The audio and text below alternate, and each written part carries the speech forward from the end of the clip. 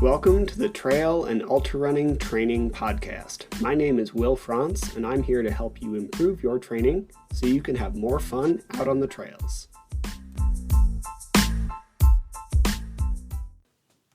Today, let's talk performance nutrition, and this is very likely going to end up as a bit of a tirade because the other day I heard someone giving some advice that made me frustrated, to say the least. I don't really want to get super deep into it, but it was like a young athlete who is highly competitive, and they're setting habits, they're training a lot, they're starting to really increase everything from weights to practice time to whatever. And the person giving the advice suggested that they shouldn't eat fast food because it has preservatives and other who knows what, right? Like just general things. And which in itself is ludicrous because if you eat almost anything that you don't make yourself, it is very likely to have preservatives in it. Which almost everyone on the internet who's saying preservatives are bad, eat protein powder. Protein powder typically has preservatives in it. So on its face, I find it frustrating, but we're going to move on before I get off the point. So the kids pushed back and said hey, high-level athletes often eat burgers and pizza and whatnot. And guess what? He's right, and they're fine. And it's probably not an everyday food. I doubt LeBron is putting down 5 guys a day, but it's a thing they eat fairly regularly. It's probably not an everyday food for most people. It's probably not for them, but it's a thing that they eat. And if we want to talk someone like a professional CrossFit champion, they eat burgers and pizza and soda and fries between the days of the games because they need to recover with 4,000 to 5,000 calories in a fairly short time window.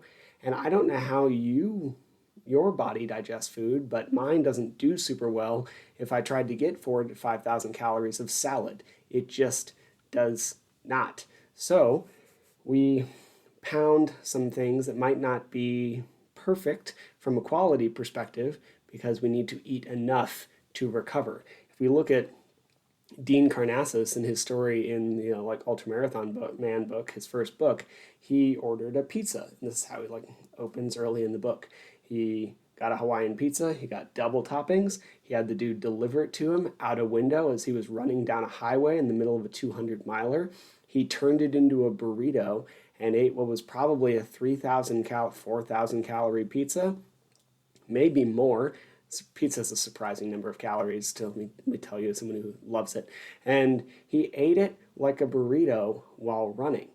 And we often overlook stories like that when we're talking about nutrition and these things because we get bombarded from all sides. And a lot of our nutrition advice from the general public is given for the average sedentary desk worker who moves 3,000 steps a day.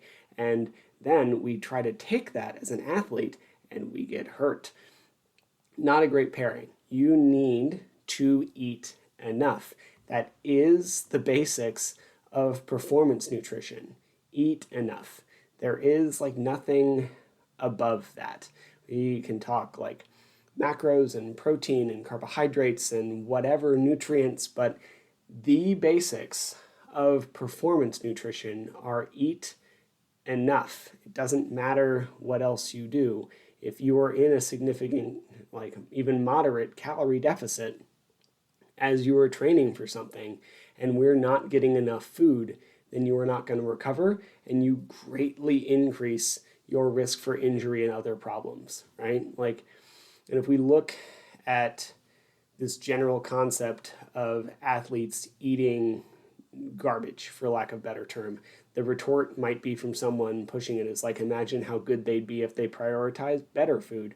Probably worse, because if you tried to eat 5,000 calories of salad and chicken and rice, it's really hard. You tend to end up sluggish because if we look at how much food that is, an entire 12-inch skillet of rice, quinoa, meat, vegetables, a little bit of fat is about 2,000 calories. It would take people about the day to put that down for the most part. Whereas A small pizza is also about 2,000 calories, and most people can eat that. A Five Guys large burger with fries is like 12 to 1,500 calories.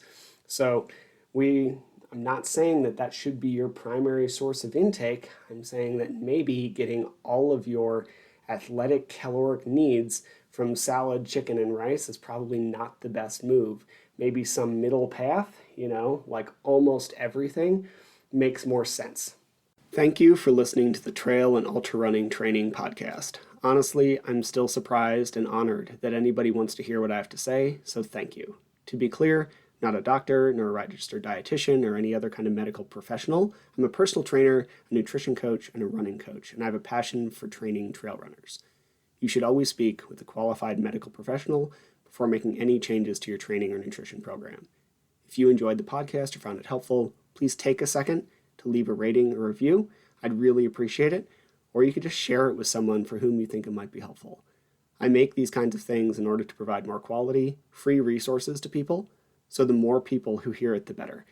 If you want more of this information, please head to the Trail and Ultra Running Training group on Facebook, where we discuss all aspects of training so you can have more fun doing the sport that you love. Thank you again for listening. And once we figure out how we're going to get enough food, then we can start to talk about things like protein and carbohydrates and fats and micronutrients and all the details. And these are the questions where people want to start. When people try to think about performance nutrition, we will often talk about should you go keto? Should I eat carbs? Should I fuel my runs? Should you go keto? Probably not, because you probably don't want to do that forever. It's annoying. Bread's tasty. Should you fuel your runs? Probably. There's a very small subset of people for whom that wouldn't be appropriate.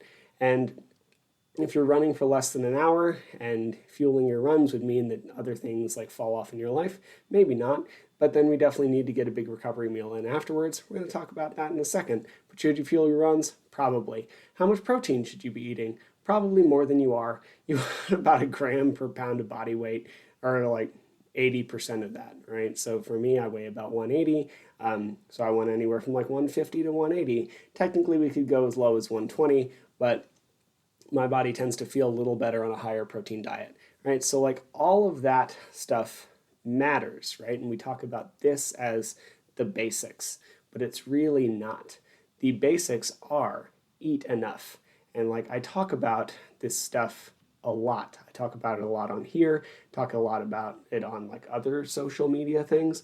I talk about food to my athletes a lot. There's a weekly quiz or survey or whatever I give out to people whom I coach. And it talks about food and hunger and cravings and what those things are. So we talk about some level of food on a fairly regular basis. But in the past 3 weeks, I've had this conversation with almost half of the athletes I coach. And again, we go over this regularly, but a lot of them are building to a race. So we are seeing a big increase in volume, which requires a pretty corresponding increase in food intake. And since we get into our habits, and often when we train, we actually aren't as hungry because cortisol tends to be higher, which suppresses your appetite. It's just a evolutionary thing. If you're being chased by a lion, you wouldn't want to be hungry. You want to get away from the lion, right? So hunger is not really the appropriate response there. You're running on adrenaline. However, if you're doing that half of your day, you end up injured. So if we are increasing your running volume, your hunger might go down in spite of the fact that we're training more and we need to eat more food. So it's really easy to end up in this trap. And while for me as a coach, it would be lovely to have someone who tracks their macros every day without fail, blah, blah, blah. That is how you are coached a lot of the time when it comes to teaching nutrition, gram per pound of body weight of protein, this many carbohydrates per activity level. I don't do that. I don't expect people to do that. It's not realistic. I don't even think it's disordered eating. I think most people should do it for a chunk of time, because most of the time when someone tracks their food, they immediately figure out what the problem is. Either they're not eating enough or they're not eating enough of something, usually protein or fiber, or they're eating too much of something in my day job where people want to lose weight. But again, not the topic here. So if we're trying to eat enough, then we need to make sure we're getting there. Now, I track my food for about a week because my Monday looks very different than my Saturday, as does most people.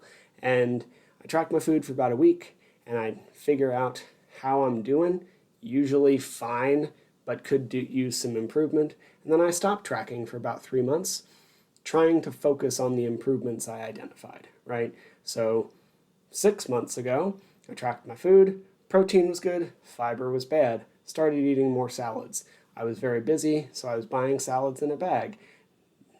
Recently tracked my food because something felt off. Fiber was better. Fat, way too high. Apparently, the dressings they give you in little bags of the bag salads are like half of my daily fat intake, which is not low, to be fair. It's just that's how they make it tasty. So I made some adjustments and we're off to the races again, right? And there's nothing wrong with fat. It's just not, I don't want to spend half of my daily fat intake on a salad. Now, I'd rather get it through dinner and meat and maybe some other stuff occasionally. So while I would love the tracker person, that's very rare. Most people don't like it. I don't like it. So I wouldn't require something of someone that I wouldn't be willing to do myself. Especially as you're training more, you get busier. So I don't want to add more stuff to your day. Now, but when you're not tracking your food and you're training more, it's really easy to get behind. So eat more.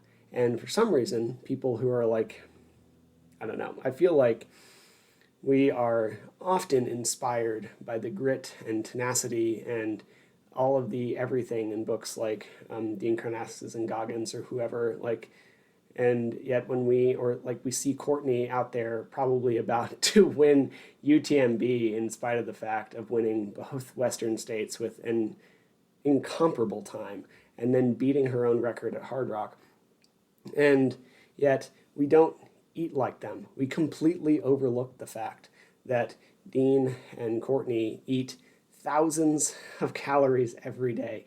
Courtney is a better athlete than you, I promise. Nobody who's better than her listens to me talk. And she eats a lot of what we might call bullshit, right? Like she's notorious for beer and nachos. She gave a post-race interview with a beer in her hand a year or two ago. Like, the Roaches too, they're great athletes, they're good coaches, and from what I can glean from their podcast, like half of their dietary intake is like chicken nuggets because they've had a new kid. I have some opinions about the glorification of these foods to like the general populace, I really do, but that's not who any of these people, myself including, are talking to, at least here. If you're the average sedentary like Western desk worker, then maybe we need to look at like limiting some of these things some of the time, but that is not here, right? And even then, I still would think it's better than the opposite because anorexia has the highest death rate of any mentally associated illness, higher than depression. And the other day, some fairly famous influencer, I didn't know her, I saw her on Lane Norton's podcast, or on Lane Norton's page, and she died from malnutrition because she was so dedicated to a raw vegan diet and was so scared that everything else was going to like kill her in other ways. And I'm not bashing a raw vegan diet if that's your jam, but like I'm bashing the propagandists who are out there insisting that things are going to kill you when they're not, and they're making a quick buck on fear-mongering foods to good people. It's fine. And like I know I'm a little personally sensitive about this because like I don't like my body. I've never really liked it. And the closest I've ever been is when I was eating little enough to be like constantly injured. This has been a touchy subject for me for a long time. So like I get a little up in arms about this, but it is a complicated topic. And I can see a multiple array of answers for a bunch of people.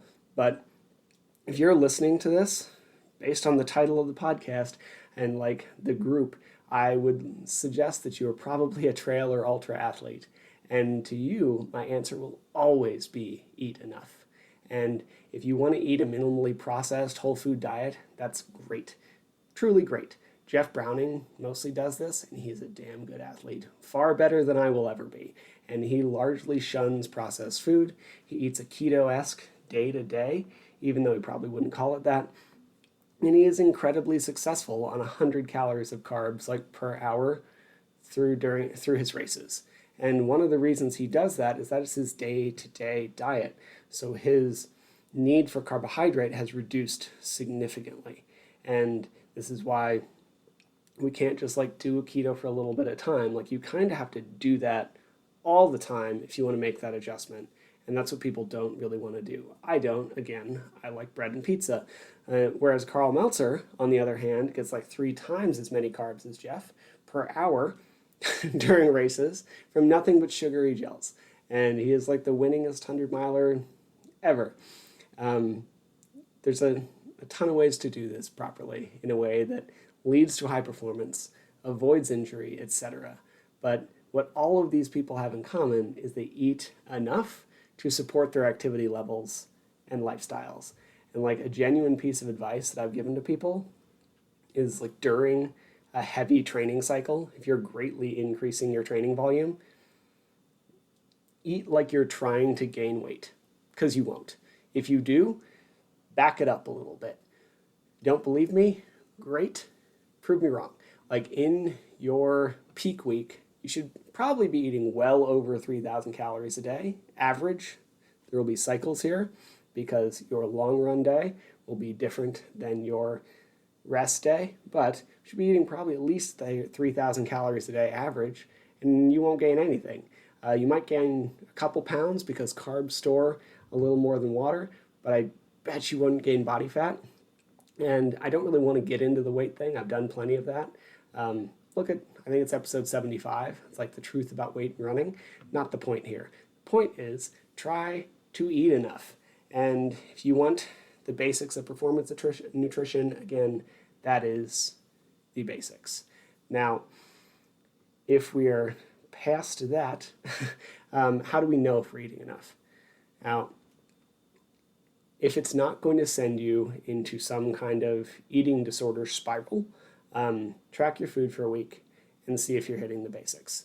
I've trained plenty of people with histories of eating disorders. An interview people really seem to like was an interview with Kelly Fine I did probably over 6 months ago at this point, and you can listen to her talk about like how she and I work together, right? But if that's not going to be your thing, then track your food for a week, see if you're hitting the basics, track your weight regularly, ideally daily, or at least 3 times equally spread throughout the week, and then try to like not let your weight change or maybe go up a little bit as you eat and kind of see where you are.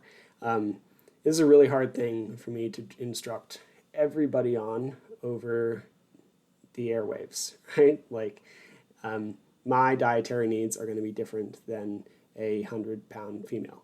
They just are. So I can't really give you a number, but I can definitely spot it. So if you want me to look at your stuff after you've done this, I'm happy to do that. But don't let it change, or like try to gain a couple pounds. And do this, like, missed a thing, sorry. I wanted to talk about weekly weighing. Don't weigh weekly because there's way too much that can go weird with a 6-day gap. If I weigh daily, I will see that I change like 3 to 5 pounds almost every day in whatever direction. Like I can almost have like an 8-pound swing within a week. And that's just me. A lot of people are super steady. You should know you. But if I did a weekly weigh-in every Friday, I might lose 8 pounds in a week. That's not correct. Because we look at my trend line, it's almost completely steady. So more often than that is helpful if this is something you're going to do. Now, we can talk hunger. Mentioned this a little bit earlier. Hunger is not a stellar signal for you, especially as you increase your training. If you're hungry, you should eat. I know that for a fact.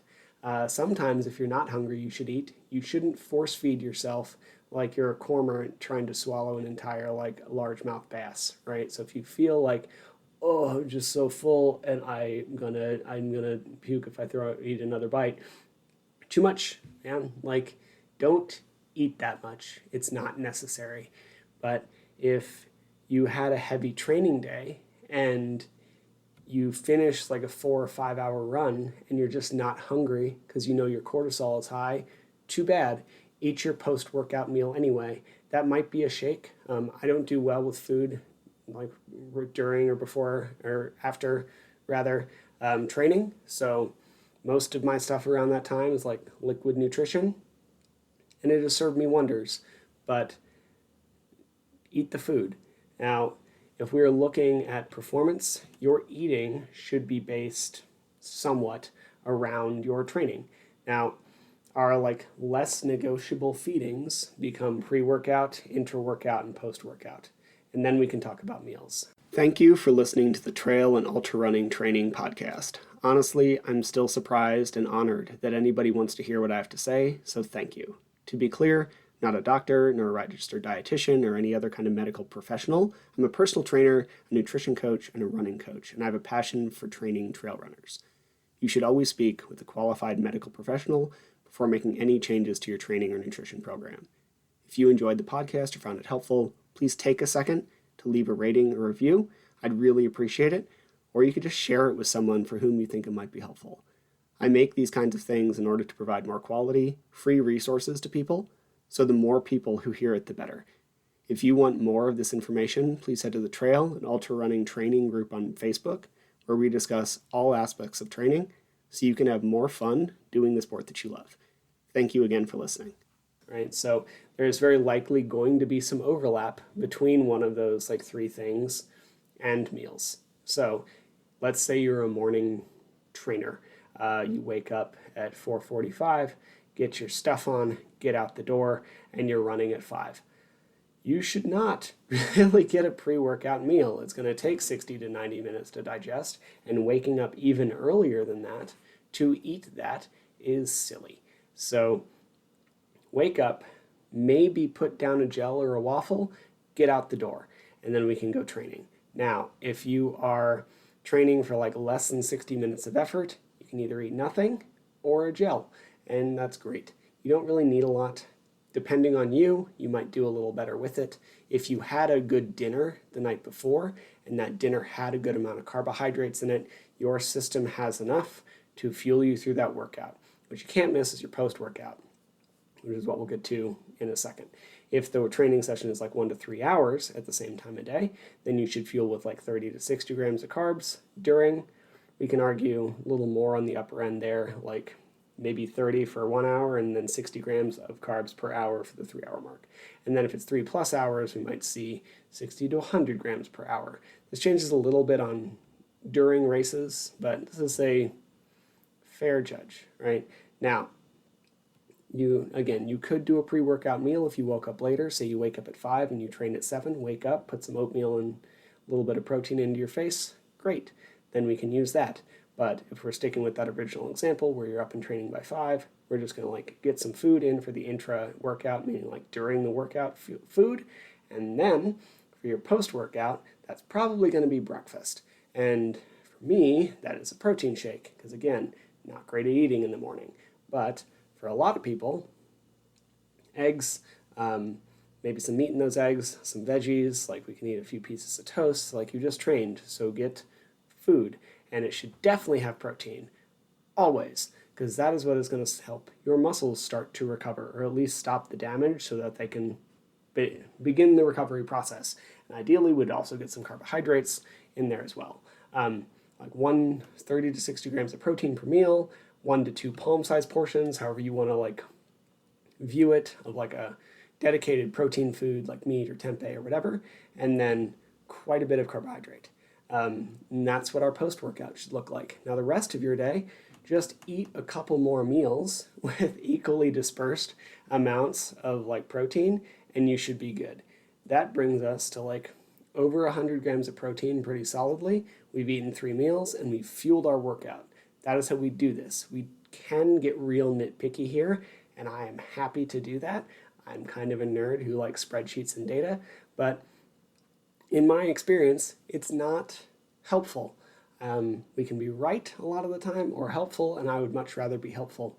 And while me telling you that like you need to replace whatever per wattage per power, whatever, of carbohydrate, it's not helpful. What's helpful is get 3 meals and maybe a snack throughout your day. Make sure there's a good portion of protein at each of those meals and fuel your workout. And that's going to be fine, right? So I could give you days worth of nutrition advice, and I'm happy to talk with you about it. Message me. But priorities 1 through 5. Eat enough. Seriously, do it. Eat enough. Those are our top 5 priorities. Eat enough throughout your day. Eat enough to fuel your lifestyle. Eat enough. And then prioritize your food around your training. Most of the time, try to go into it fairly topped off on carbs. If you train in the morning, eat some carbs at dinner, and it should fuel you through. Maybe a gel prior, depending on how you feel. Lunch, make sure you get a good breakfast at some point, maybe a mid-morning snack. And if you're training in the evening, then eat food throughout your day. Give yourself a little bit of a gap before you get off work and then go train. You have to fit it into your day. Like most of us work jobs, so it's a tough thing, but go in fueled. Now, if you are going later and you have like a gap of like 12, you eat at 12, you finish eating at 12:30, and then you can't get to training until like 5:30 or 6 before you go out, like have a gel, have a rice cracker or two, have a tablespoon of honey, have a piece of toast. Fuel the session, and that's fine. And then during the session, again, this does not change from our morning. Depending on time and distance, we will be fueling differently, and then get a good post-training meal. Now, if you can't do that, again, get at least a protein shake and some carbohydrates. My favorite, I mentioned I do the shake. I do a scoop and a half, maybe 2, depending on the day, of protein powder, 2 handfuls of mixed berries, a banana, and like a little bit of honey into a blender, and then I make it spin and head off to my day. You have to do what you have to do, and this is the thing that works well for me, at least at this point in my life. Now, it's just hard to eat 3,000 calories of whole foods, so do what you can. Again, food quality matters, food timing matters.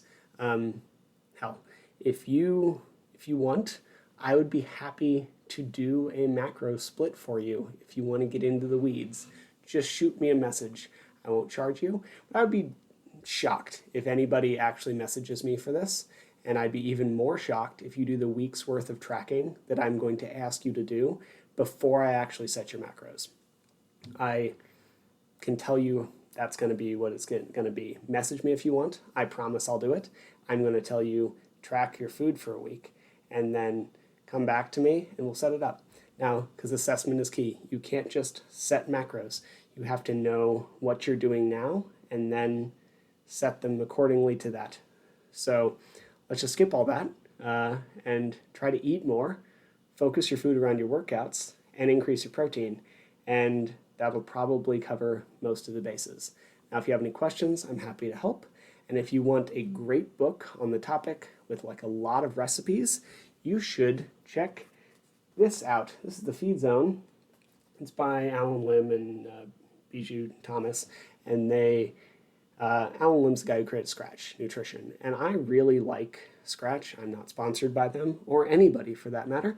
But I like him and his entire thing because they try to fuel mostly with whole foods, and then they use powders for performance, right? So it's kind of this middle ground that I really like. So that's the approach. The book here will cover a lot of what I just talked about in its preamble, and then it has like hundreds of pages of recipes that will be in line with this stuff. So if you want something a little more in-depth, again, Feed Zone Cookbook, good deal. They also have like the Feed Zone table and the Feed Zone portables for like family style meals and race day nutrition as well. They're on that bookshelf actually.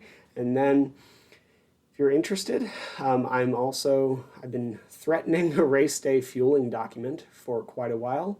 It's done. I released it to my email list last week. I'll be putting it everywhere else tomorrow. So if you're interested, be sure to comment. I put out something like this before, but the basics are much more concise, and then it links to a couple tools in spreadsheet format, one of them being a calorie calculator, so you don't have to do any math. You just punch in some numbers and it does it for you. Wonderful. And then you can also look at another spreadsheet that took me weeks to make, where it includes all of the nutrition products that I could really think of, hundreds of them. And then I put them into a spreadsheet with all the information I could find. So if that's a thing that interests you, comment when I put up the little thing tomorrow and I will get it to you. Anyway, I'm off to feed my dog, hopefully go run a mile or two, and I hope you're doing great. And seriously, eat enough and message me if you have any questions on food. I love talking about this stuff and I'm happy to help you. Thank you for listening to the Trail and Ultra Running Training Podcast. Honestly, I'm still surprised and honored that anybody wants to hear what I have to say, so thank you. To be clear, not a doctor, nor a registered dietitian, or any other kind of medical professional. I'm a personal trainer, a nutrition coach, and a running coach, and I have a passion for training trail runners.